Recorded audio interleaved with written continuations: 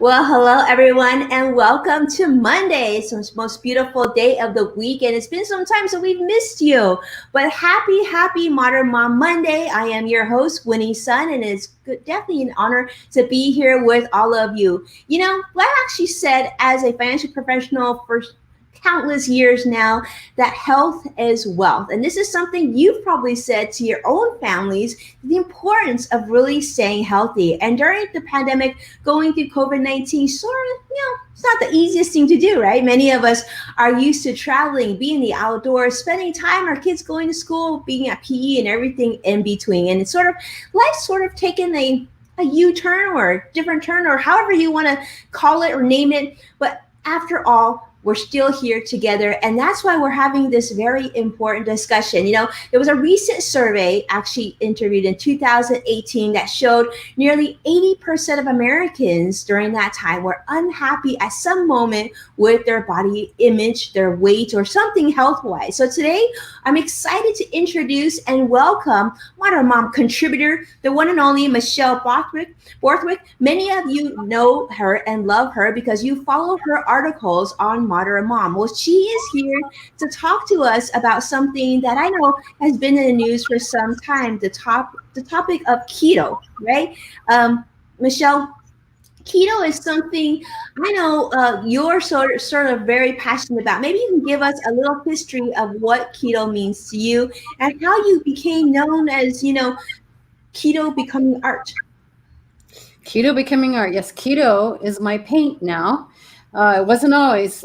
I can go back real quickly. I'd just like to introduce myself by saying I am a mother. I'm proud to be a contributor. I have a 26-year-old daughter, but life was difficult as it was about 3.5 years ago. And I was running a very successful advertising and marketing business, but I didn't have the spunk. I didn't have the creativity. I couldn't get through the day. And I didn't know what was wrong. So I relate to busy moms at all ages and all types of motherhood. So I didn't know what to do. And I found keto. And actually, keto saved my life. And I will always be grateful for that because that sparked a passion inside of me that I didn't know I had. I reversed prediabetes and all of my health issues went away, and I decided to do keto then as a coach and be trained and do it full time to help other women to find that hope and passion that they need for their lives. I love that. I love how you turn something, you're really passionate about into that next journey. Michelle, something we've heard about keto for some time. I know actually one of my team members, longtime team members on my team, she does keto, and the transformation is absolutely incredible. It wasn't that long ago where she absolutely would walk into the office. She was really good at what she did, but you could tell she wasn't comfortable in her own skin. Now, fast forward, I think a year into keto, I tell her she struts now. She struts in. And I joke with her. I say, it's really soon you're gonna come in. I'm predicting the stilettos are gonna come out. And she's like, just maybe. She's getting married next month, so really excited for her. So let's go back to the beginning. I understand you're a busy woman. You're a businesswoman as well as a mom. So talk to us about that, if you don't mind, and sort of how you said, keto saved you. What was going on here with your life during that time? I was running the business and marketing and branding agency that I'd had for 30 years, to be honest. And I just could not keep up anymore. I'm in a creative business. It's a glamour business. It's a business that requires a lot of creativity and spunk and deadline driven. And I just couldn't keep up any longer. And I could feel like I almost felt like my life force was leaving me. So on some level, I had a lot of anxiety, and on other levels, I didn't really know where to turn. So I found keto. I started reading about keto because there's so much science behind keto with it being health-based.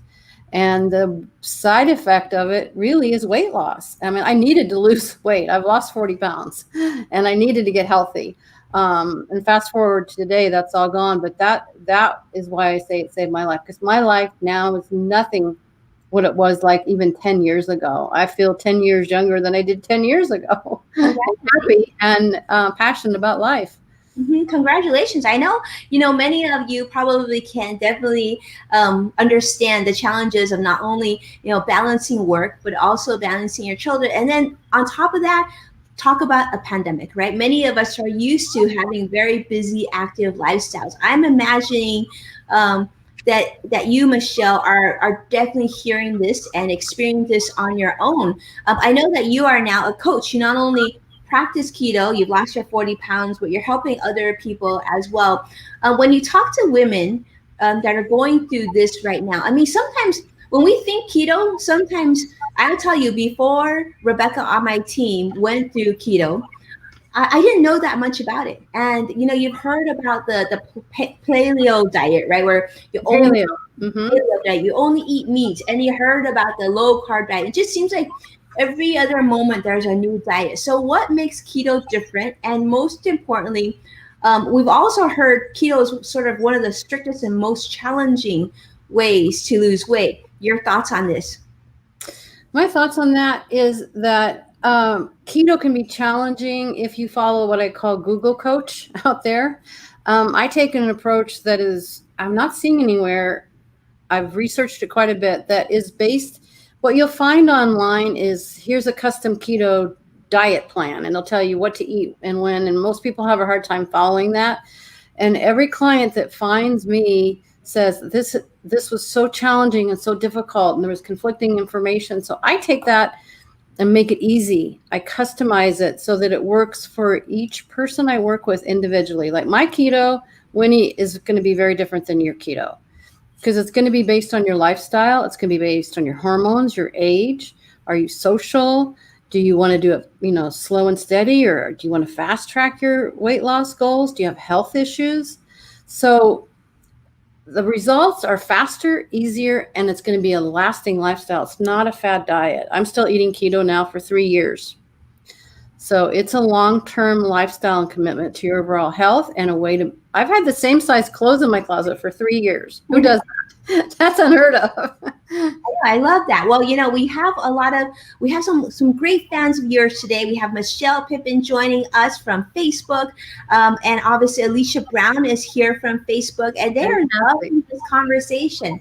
So tell us about this. I know many of you who are watching, maybe you're not as familiar with keto as Michelle and Alicia and Michelle, two Michelles today. Maybe Michelle, you can give us an intro to where keto came from, what's the sort of the premises behind it, and maybe talk about what you like about it and what you don't like about it.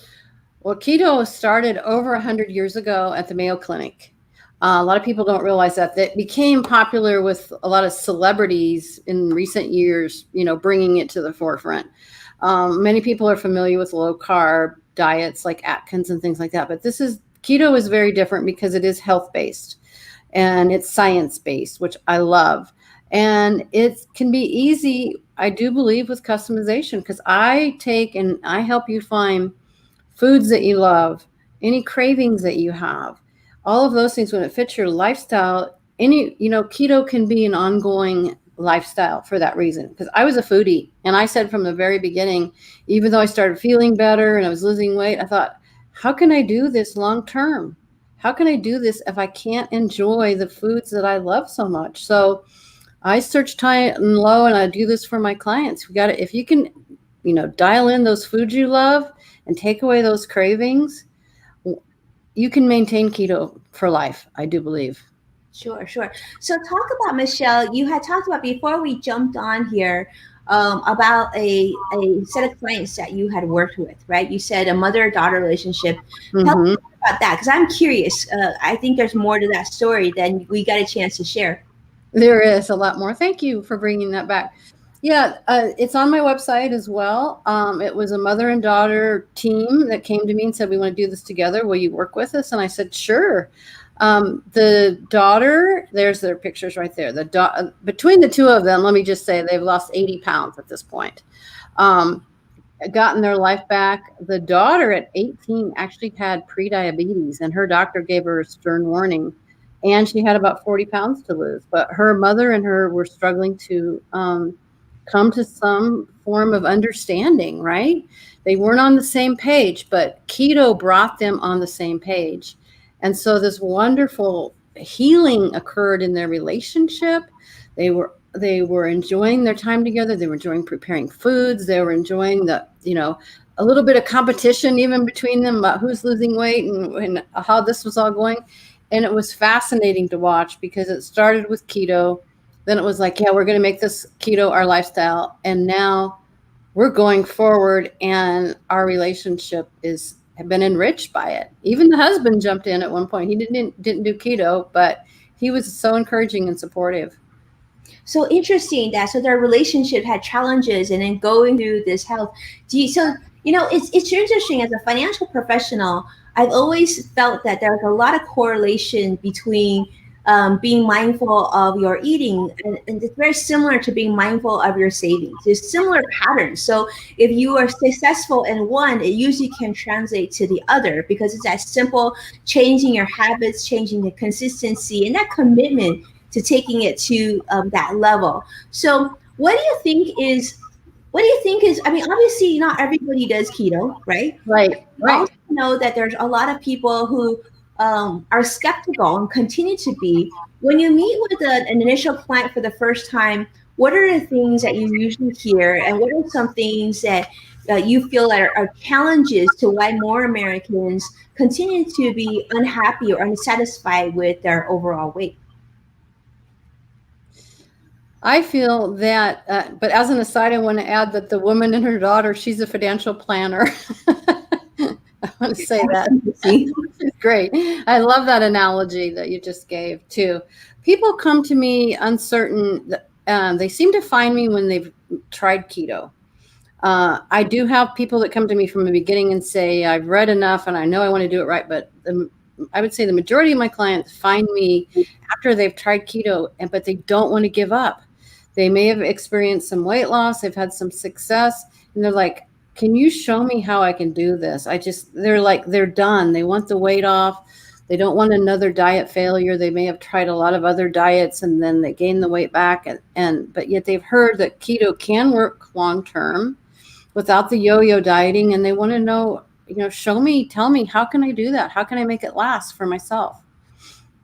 Yeah, I agree. So, it's interesting because the team member that on my team, she actually lost 110 pounds. So she's wow. At the bottom, like I would say in the last, until we, completely sheltered in place on the for the pandemic, which was about March. I would say between like December and January, I saw her toggled slightly, but not significantly, not enough to like say, wow, you really, stopped doing keto, but enough where it was changing. And I remember her saying, like, I don't understand. I'm still doing keto, but the weight's not coming off anymore. And she says, she's like going on and on about macros this and macros that. And to be honest with you, I think that is what a lot of people think. Well, what if it stops working, right? What if that changes? Let's take a look. Shannon has a comment. Let's share Shannon's comment. I want to welcome Shannon too. I'm doing IF, but have not taken the leap to keto for the reason I don't believe it is sustainable. And I think that, Michelle, is probably something you've heard of before. Your thoughts on that? Yes, I thought keto wasn't sustainable either until I have learned to go way outside of the standard lines. I mean, combining intermittent fasting with keto is probably some of the best you can do for your goals and for your weight loss. I am also known as a stall buster. So if someone hits a stall, I know how to get them past that very easily. Oftentimes they're frustrated because what they're doing isn't working and they don't know how to make it work again. But to make keto long-term goes back to the whole customization. If it fits your lifestyle, if you're social and you can, like I'm traveling right now. I live in California, but I'm in Albuquerque, New Mexico. So I've learned to do keto on the go. I've learned to go dine out. I've learned to run my business. And before COVID, I was very, very social. So once you learn how to do those things and find foods that are delicious and satisfying for you, it's very sustainable. I've been in ketosis now, in a state of ketosis for 2.5 years and have not gone out of it. So let's talk about that. What are some things that are absolutely off the table for you? Sugar. Sugar is the big one for a lot of people, and no grains, so breads, things like that. But what I have to say, those are your two big ones. But what I have to say is there's so many wonderful keto recipes for breads, muffins, cakes, cookies, you name it, they're out there. And that's how I've been able to do it. Like I said, I was a foodie. There's sugar substitutes. Monk fruit is one of them, erythritol, stevia, that are used for cooking or coffee or whatever. So after a while, you change your mindset. When I bake with almond flour instead of wheat flour. I bake with coconut flour or hazelnut flour. There's so many wonderful substitutes. So it's just shifting what we thought we would use in our cooking to something else. And it's very doable, very doable. So, Michelle, you talk about keto as art. Now, I thought those was really interesting. What do you mean keto as an art? I mean, it's like, I don't really think of that as art, but tell me, like, because from what my understanding is, you actually have to keep track of these things called macros or these calculations and these formulas in it. But you're saying it's an art? How is it an art? It's an art for me because I believe because of the customization, because the macros, the science, and all that behind it, that's across the board. But you customize that for an individual and it becomes a nuanced application where they're eating to their body type, their chemistry, their preferences. And then they no longer, after a while, they'll become intuitive with it. So it becomes an intuitive way of eating. And it makes life a lot easier that way. So my art form, keto's my paint. And because of that, I've been referred to as an artist because of the way that I paint my keto differently than what's out there. And people have the results that they have never heard of before or seen. I mean, I can have a client, and I can't make promises, but I've had clients lose 10 pounds in a week, for example, or more. Amazing miracles happen. Hope comes back and the light comes back on in women's lives. And I love that part. Yeah, well, thank you for doing what you do. I know that you certainly probably are making quite a difference for a lot of women, perhaps, or especially during this time. So maybe you could give our, viewers some tips during this time. I mean, we're in the middle of a pandemic. What are some fast and easy things that maybe other moms that are watching, or even parents that are watching that think not only would that be beneficial for myself, but a lot of our kids, right? A lot of our kids right now are sitting on the sofa, maybe. Mm-hmm. They just finished class and they've gone to screen time. So they're not as active, not playing on the playground anymore, playing sports. What are some tips that you can give for our families during this time? Well, one of the most important tips I love is if they can, and that was one of the most recent articles I wrote was about a family approach on Modern Mom to weight loss.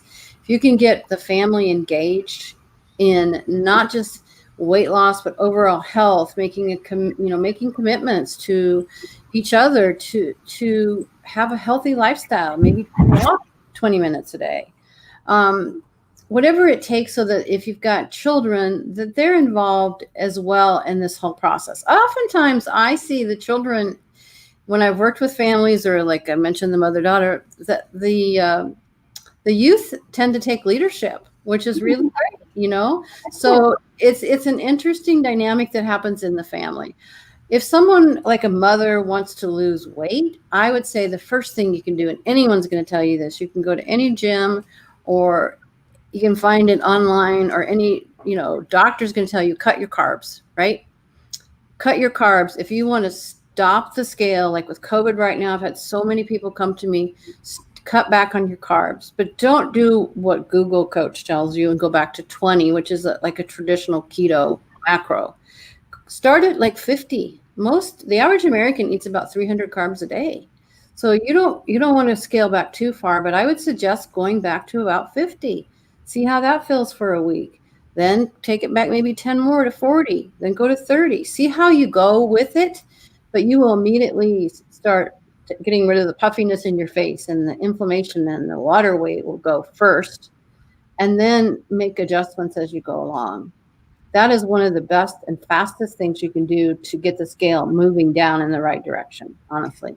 So if I'm hearing you right, because obviously I am not a health professional, or I don't understand this completely, but you're saying to dramatically decrease your carb intake right from the beginning, right? Not to take it to zero, but to take it down as low as you can. Is that what you're saying?